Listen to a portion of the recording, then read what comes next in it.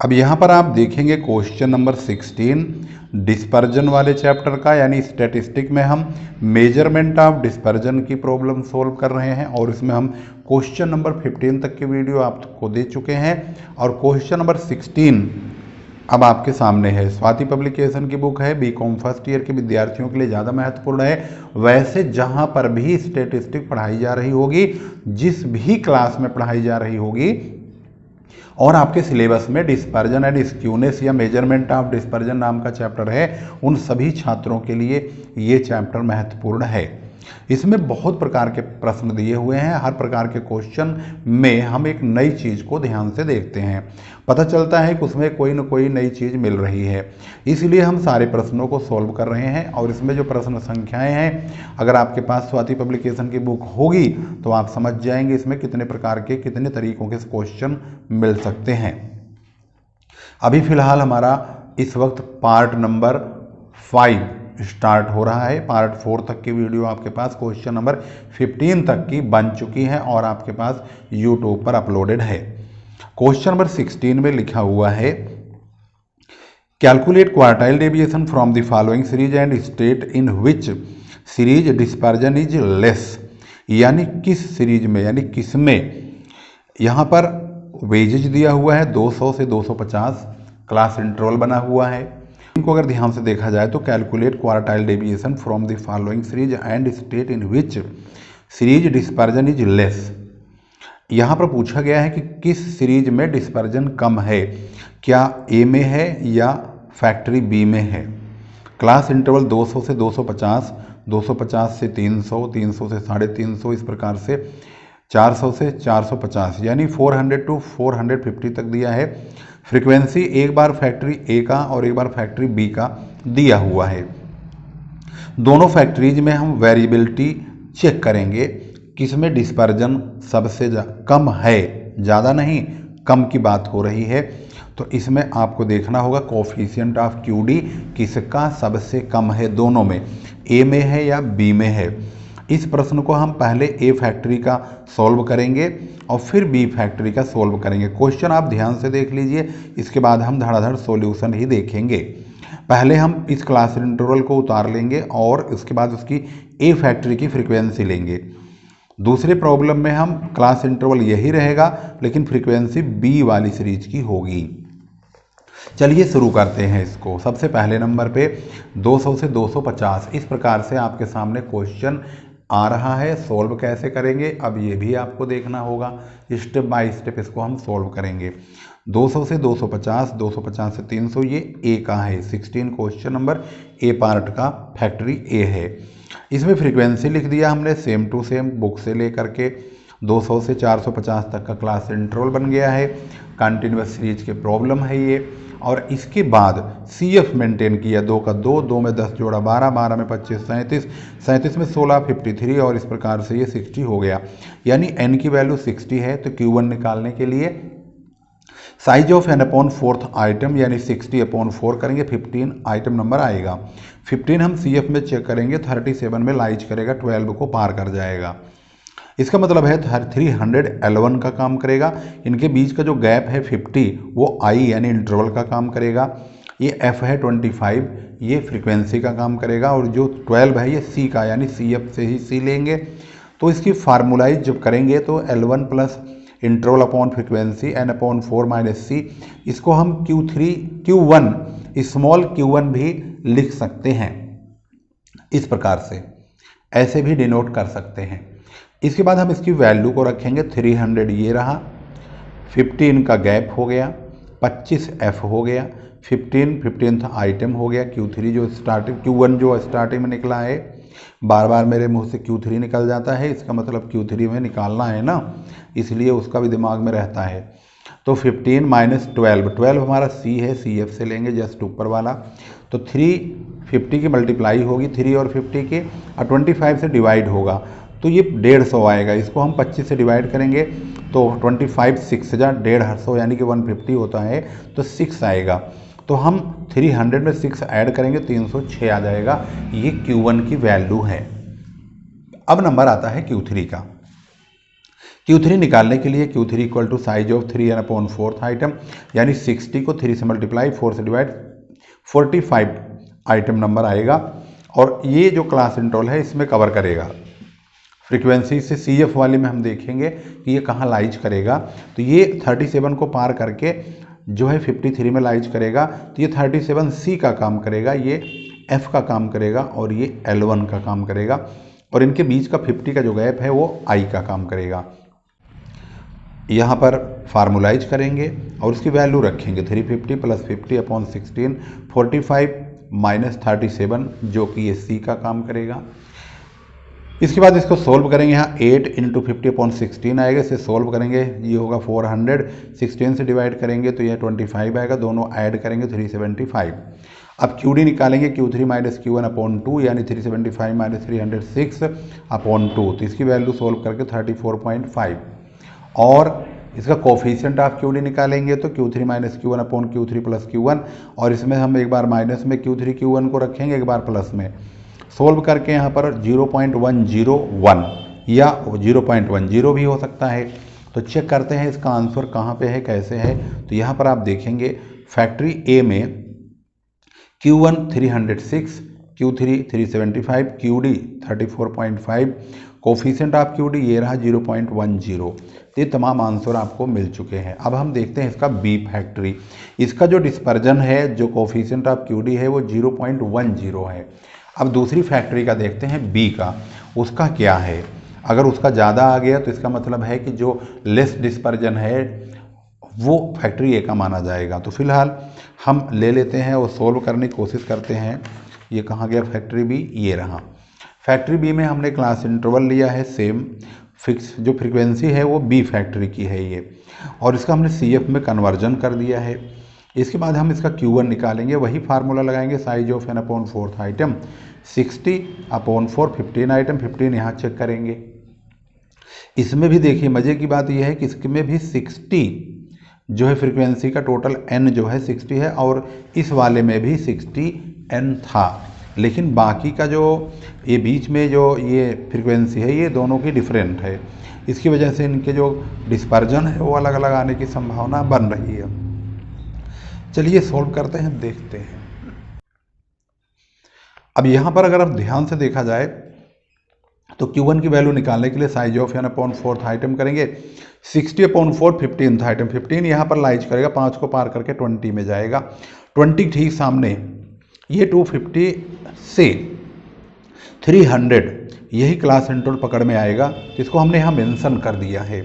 ये L1 का काम करेगा, इनके बीच का जो गैप है वो 50, वो I का काम करेगा। तो हम इनकी वैल्यू को पुट करेंगे। पहले Q1 का फार्मूला लगा देते हैं, इसकी वैल्यू को पुट करेंगे जैसे कि पीछे के सवालों में हम कर रहे हैं। L1 यही होगा 250, I हो गया 50 का, 15 हो गया F का काम करेगा ये वाला, और C जो है वो 5 है। इसकी वैल्यू यहाँ रखेंगे, सोल्व करेंगे। 283.33 Q1 की वैल्यू आ चुकी है। अब हम देखते हैं Q3 की वैल्यू कैसे निकालेंगे। Q3 की वैल्यू निकालने के लिए साइज ऑफ 3n/4 आइटम करेंगे। इसकी वैल्यू को रखेंगे 3 × 60/4। तो इसे सोल्व करके 45वां आइटम यानी कि 45वां आइटम आएगा। 45 चेक करेंगे तो 48 में लाइज करेगा। इसका क्लास इंटरवल 35, 350 से 400 होगा यानी 350 से 400, और फ्रीक्वेंसी 8 यानी 8 होगी, और जो C है वो 40 होगा। इसकी वैल्यू को पुट करने के बाद हमें इसका रिजल्ट जो मिलता है वो 381.25 मिलता है। कैलकुलेटर से आप फटाफट धड़ल्ले से सॉल्व करेंगे तो आपको इसका सॉल्यूशन भी नज़र आ जाएगा। अब हम QD निकालेंगे इसका, Q3 - Q1/2। इसकी वैल्यू को पुट करने के बाद हमें रिजल्ट आता है 48.96। अब कोफिशिएंट ऑफ QD का रिजल्ट होता है Q3 - Q1/Q3 + Q1। इसकी वैल्यू को रखने पर हमें इसका सॉल्यूशन मिलता है 0.147 यानी 0.15 अप्रोक्स में। इसका मतलब है इसका जो डिस्पर्जन है वो है 0.15 ज़्यादा है, और जबकि इसका डिस्पर्जन 0.101 है, इसका मतलब ये कम है। तो उन्होंने पूछा है कि किसका जो है डिस्पर्जन या वेरिएबल ज़्यादा है और किसका कम है। तो कम वाले का रिजल्ट पूछा है, तो B जो है वो ज़्यादा वेरिएबल है, और जबकि A फर्म जो है वो लेस वेरिएबल है। तो उन्होंने लेस वेरिएबल पूछा है, तो इसका जवाब होगा ए का। इसका जवाब चेक कर लेते हैं।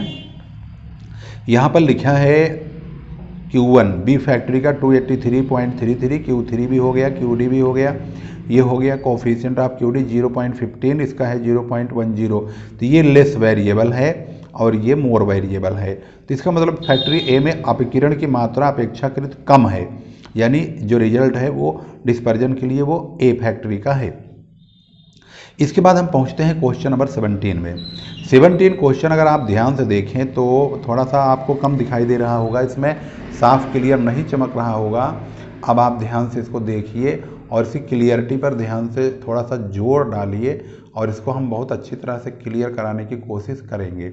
क्वेश्चन ब्लर ना हो और ये साफ़ सुथरा आपको दिखाई दे, यह भी हम पूरी कोशिश कर रहे हैं और ख़ुद पहले देखने की कोशिश करेंगे कि साफ दिख रहा है या नहीं। तो मुझे लग रहा है कि क्वेश्चन आपको साफ दिखाई दे रहा है, कहीं कहीं ब्लर हो जा रहा है, तो इसको पहले सही कर लेते हैं। अब कुछ सही लग रहा है। यहाँ लिखा है calculate the appropriate measure of dispersion, इसमें भी वही चीज़ निकालना है, QD कोफिशिएंट ऑफ QD। तो इसके लिए हमारे पास जो क्लास इंटरवल है वो लिखा है लेस देन 35। यहाँ 35 से 37 है, 38 से 40 है, 41 से 43 और ये 43 से ओवर है। इसका मतलब है इसको हम सॉल्व जब करेंगे तो इसके क्लास इंटरवल में देखें ध्यान से, तो ये 37 से ये 38 हो गया, यानी एक नंबर ये जंप कर रहा है। अगर ये एक नंबर जंप कर रहा है तो इसका मतलब है एक का आधा करेंगे 0.5 आएगा। 0.5 को हम इस 35 में से घटाएंगे और 37 में जोड़ेंगे, तो ये 34.5 से 37.5 होगा और ये 37.5 से 40.5 होगा और ये 34.5 हो ही जाएगा। इसका मतलब है लेस देन 34.5 से ये शुरू होगा। 3 का गैप चल रहा है इनके इंटरवल में, तो 34.5 में से अगर हम 3 माइनस करेंगे तो ये 31.5 से 34.5 चलेगा और 34.5 से 37.5, 37.5 से 40.5, 40.5 से 43.5 होगा और इस प्रकार से चलेगा। और इसमें जो क्लास इंटरवल में जो दिया हुआ है इसको तो हम सुधार लिए। इसके बाद जो फ्रीक्वेंसी है, फ्रीक्वेंसी में कोई परिवर्तन नहीं होगा, इस बात को ध्यान रखेंगे। चलिए चेक करते हैं और इसका सॉल्यूशन चेक करते हैं, आखिर इसका सॉल्यूशन किस प्रकार से होगा। क्वेश्चन नंबर 17, यहाँ पर आप देखिए तो हमने इसका क्लास इंटरवल किस तरह से मेंटेन किया हुआ है और इसको कैसे सॉल्व किया जाएगा, ये भी आपको बहुत ध्यान से समझना होगा। हमने सबसे पहले क्लास इंटरवल को सेट कर लिया, जैसे मैंने आपको बताया है वैसे ही इसका फ्रीक्वेंसी और क्लास इंटरवल मेंटेन कर दिया। फ्रीक्वेंसी बदलेगी नहीं, वही रहेगी। F से हम CF में कन्वर्जन कर लेंगे। 14 में 62 ऐड करा 76, फिर 69 को ऐड किया 145। इस प्रकार से हम इसको आगे बढ़ाते चले गए और लास्ट में 170 हो गया टोटल और F का टोटल 170 ही होगा, यानी N की वैल्यू 170 होगी। Q1 निकालेंगे सबसे पहले, size of N upon 4th item 170 upon 4 करेंगे, इसमें इसकी वैल्यू निकल के आती है 42.5 आइटम, यानी 42.5 हम चेक करेंगे कहाँ लाइज करेगा, तो यहाँ लाइज करेगा 14 को पार करके यहाँ। तो ये F का काम करेगा, 14 जो है C का काम करेगा और इनके बीच में 3 का गैप चल रहा है तो I का काम करेगा और ये L1 का काम करेगा। तो इसकी फार्मूलाइज करेंगे, इसके वैल्यू को फिर पुट करेंगे, 34.5 होगा और इसके बाद इसका हमने रख दिया यहाँ पर 3i की वैल्यू और 62 हो गया हमारा फ्रीक्वेंसी और 42.5 यहाँ पर हो गया Q1 के स्मॉल वैल्यू और 14 हो गया C की वैल्यू। इसको सॉल्व करेंगे तो इसकी वैल्यू को सॉल्व करेंगे, आगे बढ़ाएंगे तो ये बढ़ाने के बाद इसको मल्टीप्लाई करके 62 से डिवाइड करेंगे 1.38, ऐड करने पर 35.88 इसका Q1 की वैल्यू आ जाती है। अगर Q1 की वैल्यू हमने सॉल्व कर लिया है तो इसके बाद हम इसको आगे बढ़ाएंगे और फिर Q3 निकालने की कोशिश करते हैं। Q3 के लिए Q3 इक्वल टू होता है size of 3n upon 4th item, तो हम n की वैल्यू हमारे पास है ही है और इसको हम n यहाँ पर दे रखा है, इसको 3 से मल्टीप्लाई 4 से डिवाइड, आइटम 127.5 आइटम जो कि 127.5 इसमें लाइज करेगा 145 में और ये F का काम करेगा और ये L1 का काम करेगा। 3 जो है इसके बीच का गैप वो I का काम करेगा, 76 C का काम करेगा।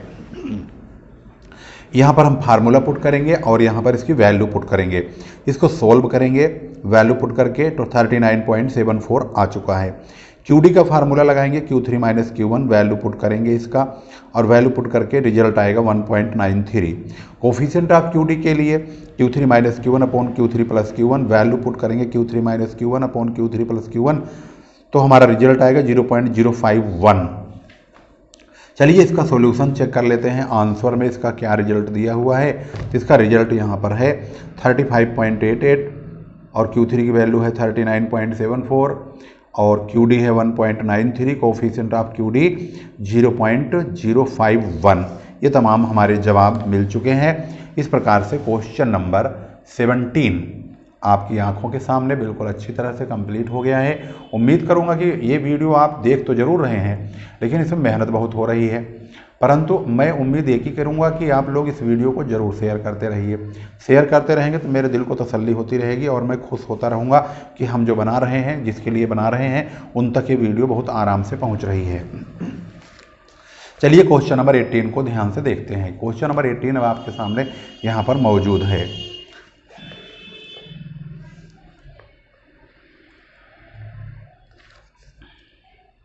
क्वेश्चन नंबर 18 यहाँ लिखा हुआ है, calculate the quartile deviation and it's coefficient from the following table. Question number 18 यहाँ लिखा है, इन्होंने 33 से 36, 30 से 33 इस प्रकार से ऐसे ऐसे चलाए हैं और यहाँ पर 6 to 12 यहाँ पर रोक दिया है। अब इस क्वेश्चन को जब सॉल्व करेंगे तो हम हमेशा लोअर टू हायर की ओर चलते, तो लोअर नंबर यहाँ पे है 6 से 12। अगर हम 6 का टेबल पढ़ते हैं तो वो सक्सेसफुल होता है। 6 दूनी 12, 6 तीन 18, 6 चौक 24, 6 पंजे 30, 6 छंग 36। अगर 5 का पढ़ते हैं तो नहीं सक्सेस होता है। 4 का पढ़ेंगे तो भी सक्सेस नहीं होगा। वो 4 का अगर पढ़ेंगे तो सारे नंबर नहीं मैच होंगे। 3 का पढ़ेंगे, 3 का कुछ दूर तक तो मैच करेगा लेकिन आगे मैच नहीं करेगा। इसलिए जो इसका क्लास इंटरवल है वो 6 के रूप में हम कन्वर्ट कर लेंगे, यानी 6 to 12 उसकी फ्रीक्वेंसी रखेंगे 12। फिर 12 से 18 इसकी फ्रीक्वेंसी रखेंगे 25, क्योंकि इनके बीच में 6 का यानी 6 का गैप चल रहा है। तो इसका सॉल्यूशन जब करेंगे तो कुछ इस प्रकार से आप इंटरवल भी चेक करते रहिए और सवाल भी देखते रहिए।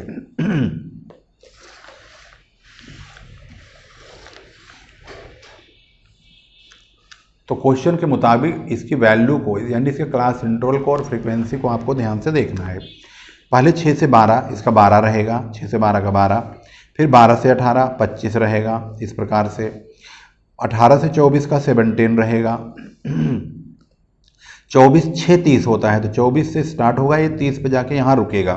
तो यहाँ तक की फ्रीक्वेंसी जोड़ेंगे 7, 8 और 5, 7, 8, 15 और 5 20, तो इसका 20 लिखेंगे 24 से 30 वाले का। और 30 6 36, तो 36 यहाँ जाकर रुकेगा, तो इसका मतलब 30 ये रहा, 36 रहा, तो ये दोनों जुड़ जाएंगे, 7 और 2 9, क्योंकि हम 30 तक तो जोड़ चुके हैं, तो इसका हो जाएगा 9 यहाँ लिख देंगे। F से हम CF बना लेंगे जोड़ करके 12, 12 में 25 जोड़ा 37, 17 ऐड किए तो 54। इस प्रकार से ऐड करते हुए चलेंगे ना। 83 यहाँ पर हो चुका है। फ्रीक्वेंसी का जो टोटल है वो 83 है, N की वैल्यू 83 है। Q1 का फार्मूला लगाएंगे, Q1 इक्वल टू होता है, अब ध्यान से देखेंगे यहाँ पर साइज ऑफ n/4 आइटम, तो इसकी वैल्यू निकालेंगे 83/4 20.75 आइटम, तो 20.75 यहाँ पर लाइज करेगा। ये हो गया 12 से 18, ये L1 का काम करेगा, ये फ्रीक्वेंसी F का काम करेगी, और ये जो 12 है ये C का काम करेगा। तो अब हम यहाँ पर L1 12 रखेंगे, I इनके बीच का गैप 6 रखेंगे, 25 F रखेंगे, और Q1 की वैल्यू 20.75 आया था, इसको रखेंगे, माइनस C है 12। अब वैल्यू हमने दिखा दिया कैसे लेते हैं। माइनस करने पर 8.75, 6 से मल्टीप्लाई, 25 से डिवाइड, तो इसको सोल्व करके 2.1 आएगा, जो इसमें ऐड करेंगे 12 में तो 14.1 आएगा। Q3 निकालने के लिए साइज ऑफ 3n/4 आइटम करेंगे, इस प्रकार से इसकी वैल्यू को पुट करने पर 62.25 आइटम आया। 62.25 आइटम यहाँ लाइज करेगा, 54 को पार कर जाएगा। ये C का काम करेगा, F है, और ये L1 है। इसकी वैल्यू को पुट करेंगे फार्मूला लिखने के बाद, और फिर हम इसको सॉल्व करेंगे, तो इसका जो जवाब है वो बनता है 26.475। इसका मतलब है इसका जो Q3 है और जो Q1 है वो दोनों हमारा निकल चुका है। अब हमें ज़रूरत है कोफिशिएंट ऑफ QD निकालने की। तो कोफिशिएंट ऑफ QD निकालने के लिए यही निकाल देते हैं, कोफिशिएंट ऑफ QD आखिर क्या होगा, क्योंकि इन्होंने कोफिशिएंट ऑफ QD ही मांगा है। तो इसका फार्मूला चेक कर लेते हैं क्या बैठेगा और उसी हिसाब से हम इसको सॉल्व कर देंगे और इसकी वैल्यू को एक एक करके निकाल लेंगे और QD भी निकाल लेंगे। चलो QD तो यहाँ निकाल लेते हैं। QD इक्वल टू होता है Q3 माइनस Q1 अपॉन 2। तो Q3 तो ये रहा 26.475 माइनस Q1 की वैल्यू है 14.1 अपॉन 2 करेंगे। तो इसकी वैल्यू चेक कर लेते हैं। 26.475 अगर देखो, अगर ये लिखा होता पहले से तो मैं एक्सप्लेन कर देता। अब इसकी वजह से देखो कैसे टाइम पास्ट होता है। इस प्रकार से ये आया, इसे मैंने माइनस किया। अब इसको मैं 2 से डिवाइड करूँगा।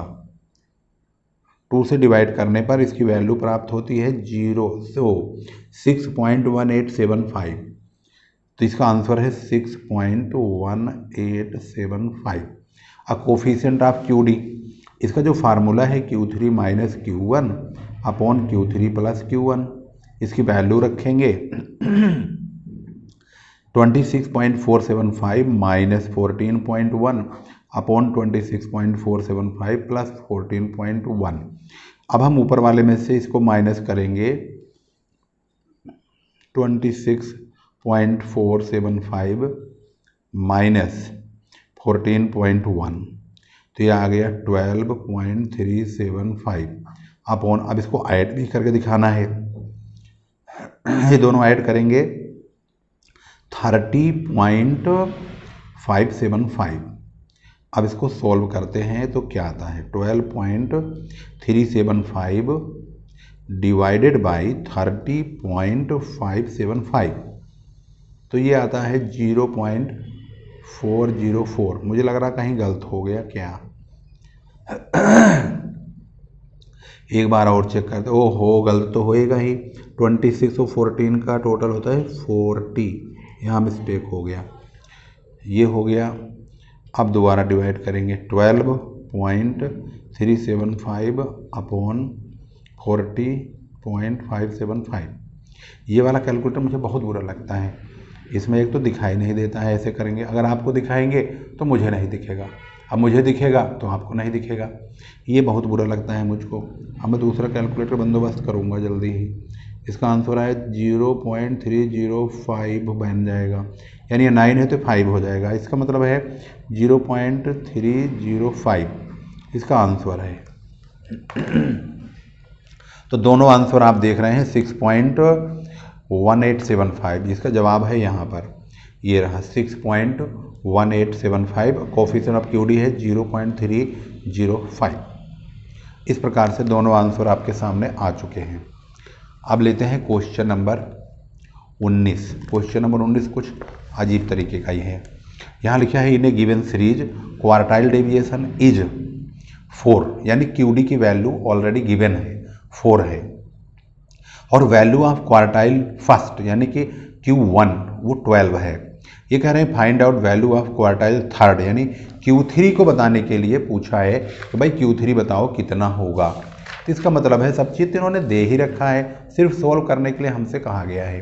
क्वेश्चन नंबर 19 यहाँ पर देखिए, जो गिवन है उसको तो ऐसे ही रखिए।